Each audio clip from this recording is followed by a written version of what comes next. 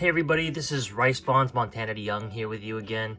Just a quick video for a card that I got in from a private deal I made this week. It's a huge card for me, actually. I've been kind of on an autographs kick recently. I just realized probably a little bit too late that I should be collecting Bonds autographs. When I first started in on 90 stuff, I wanted to make sure that the money I was spending was a decent long-term hold, something that wouldn't lose me vast amounts of money over time. I had seen how in hockey cards, the new hot autograph of the legendary player would just plummet in value over time, and as a result, I was worried that buying Bonds autographs would be a foolhardy decision monetarily, whether as an investment or just as something that I wanted to make sure, you know, wasn't a fool's errand. For whatever reason, I decided buying autographs was not the right thing. Well, now I'm a couple of years in, and I can say that I've gone completely down the rabbit hole, and I am now collecting cards that I really have no clue about the future value of, but I do know how I value them now, and I've been looking for a version of the autograph that is in this little bundle for a couple of years now, ever since a friend of mine showed me a gorgeous autograph from this set. I've been chasing it, but of course the last known auction of this card, or any card from this special subset from 2006 Finest, it happened several months before I even came back to collecting cards, and collecting Barry Bonds in particular. So it was very well packed. It came in a big UPS box, and actually I found this person locally, as a local collector of high-end Bond stuff, but because Bond's cards have been going for so much, I guess he couldn't resist cashing in, and hopefully that's to my benefit, because, you know, this card is quite amazing to me. Now, I paid quite a bit for this card, probably quite a bit more than I should have, or most people would have, but I mean, you're just not going to have too many opportunities in your life to get a card like this. It's very rare, and it just, from scans, it looked like it would be one of the most perfect cards to add to my collection. So, may I present to you the 2006 Finest Moments Refractor autograph. And this card is numbered out of only 2. Now, there are 25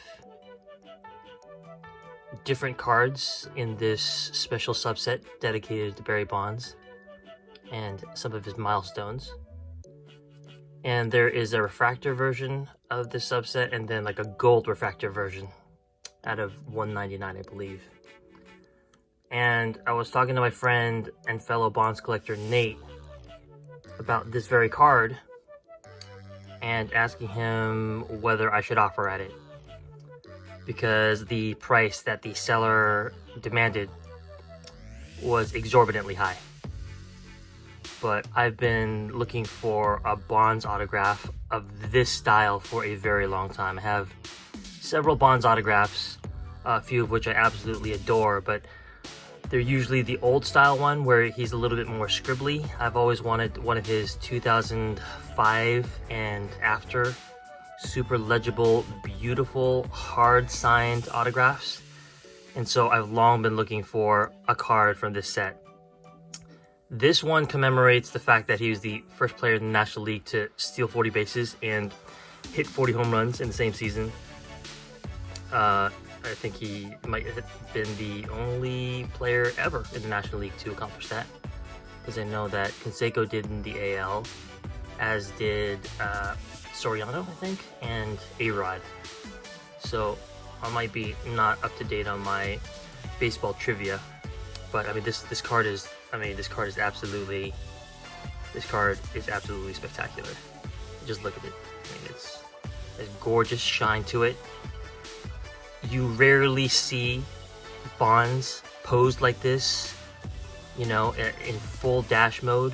You all probably know that Bonds was a formidable base stealer, ended up stealing more than 500 bases in his career. And early on in his career, he was a leadoff hitter for that reason, because he was so very lethal on the bases. I have no idea what condition this card is in, because you can't really tell from scans, but just from what I'm seeing here on camera, it looks pretty darn good. I mean, it's hard to go wrong with a card like this. The surface is maybe not perfect. You can see there, there's a little bit of light scuffing on the surface, so having not really ever graded anything before, I don't know how well this would actually do. I do know that because this is a beautiful, non-streaky autograph on glossy refractor surface, that if I ever did want to get this slabbed, I would want it in a Mylar sleeve. And I'm going to be taking this card out of this one touch momentarily anyways, just because I don't trust the hard surface of the plastic on the one touch not to, you know, ultimately scuff away some of this gorgeous autograph. But I paid through the ears for this. I actually don't think if it actually came to market and went to auction that anybody would have paid as much as I did. Ended up paying for this, but it's one of those cards where this is probably one of my top 3 photographs out of all the 25 photographs and moments commemorated by this subset. It's just so cool and so unique to see Bonds in this pose, and the autograph is absolutely just picture perfect. This is one of the most beautiful things I've ever seen. I can't tell if you guys can pick up how clear the marker is, but when you're looking at it with your actual eyeballs, you can actually see the marker and sort of the streaks and texture of the marker as it, you know, as the pen's tip made its way across this card. I typically don't like landscape cards either, but I mean, this is one of the few cases where a landscape card is exactly what the doctor ordered. What a spectacular card. You know, I was second guessing myself a little bit just because of how much I spent on it, but now that I have it in hand, I really am absolutely elated to add this to my collection. It is one of the few autographs left that I really wanted to get. Probably number 1 on my list. I wanted to get a pose that was the first one in the series or the 11th. But the third is maybe the coolest combined card, just in terms of how it looks and the accomplishment that it commemorates. I just get a lot of satisfaction from the fact that he was a 40-40 player, a perennial 30-30 player, a lifetime 400-400 player, the only member of the 350 home runs and 350 stolen bases club, and the only member of the 400-400, and the only member of the 500-500 club. That's just how dominant Barry Bonds was in his day. Anyways, I'm gonna really enjoy this one. Thanks for sharing this one with me, guys, and until next time.